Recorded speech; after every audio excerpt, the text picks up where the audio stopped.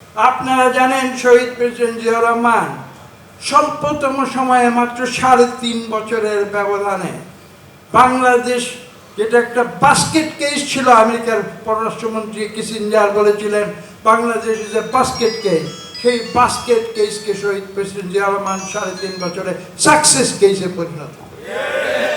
আমাদের মনে রাখতে হবে বিগত ১৫ বছরে এই হাসিনার এই স্বৈরাচারী আওয়ামী লীগ সরকার আবার বাস্কেট কেসের চেয়েও খারাপ একটি অবস্থায় নিয়ে গেছে। যেভাবে ৭২ থেকে ৭৫ বাংলাদেশকে বাস্কেট কেসে পরিণত করা এবং আজকে সেই বাংলাদেশকে বাংলাদেশের জাতীয়তাবাদী শক্তি ইনশাআল্লাহ আবার পুনরায় বিশ্বের বুকে একটি নামি দামি সম্মানজনক রাষ্ট্র হিসেবে পুনরায় তারা পরিচিতি লাভ করতে সহায়তা করবে, এই বিশ্বাস আমাদের আছে। যা আমাদের সামনের দিকে এগিয়ে যেতে হবে। এদেশের যে নতুন প্রজন্ম আছে, আমি আলেম ওলামা আপনাদের প্রতি একটি বিশেষ অনুরোধ করব, আপনারা কিন্তু নতুন প্রজন্মের কথা ভুলে যাবেন না।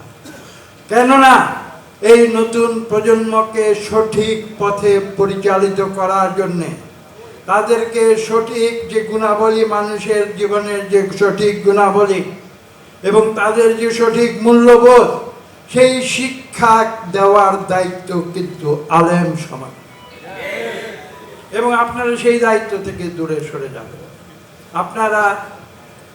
আপনারা মসজিদে নামাজ পড়েন, আপনারা শুধু পরিবারের একজন সদস্য নন, আপনাদের প্রত্যেকের পরিবার আছে, কিন্তু আপনার শুধু পরিবারের সদস্য নন, সমাজে আপনাদের একটি বিশেষ দায়িত্ব রয়েছে এবং সেই দায়িত্বের ফলশ্রুতিতে আপনারা একটি সৎ এবং নিষ্ঠাবান জাতি হিসাবে নতুন প্রজন্মকে গড়ে তুলুন। আজকে আমি বিনীতভাবে আপনাদের কাছে সেই অনুরোধ করছি। ধর্মহীনতা দিয়ে কোনো জাতি বড় হতে পারে না। আওয়ামী লীগ ধর্ম নিরপেক্ষতার কথা বলতো, আসলে সেটা তো ধর্ম নিরপেক্ষতা ছিল না। আওয়ামী লীগের ধর্ম নিরপেক্ষতাও ছিল ধর্মহীনতা।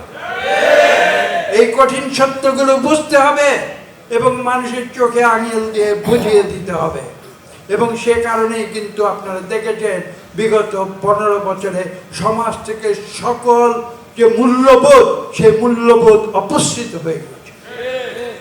দেশকে জালিম সরকার, তারা দেশ থেকে সমস্ত মানুষের যে ভালো ভালো গুণগুলো, সেগুলোকে দূর করে দিয়ে চুরি, ডাকাতি, লুটপাট, মামলা, হামলা, খুন, রাহাজানি, এবং আমি আরেকটি শব্দ বলতে চাই না, তারা আমি মনে করিয়ে দিতে চাই, কিন্তু বলতে চাই না আমি সে কথা।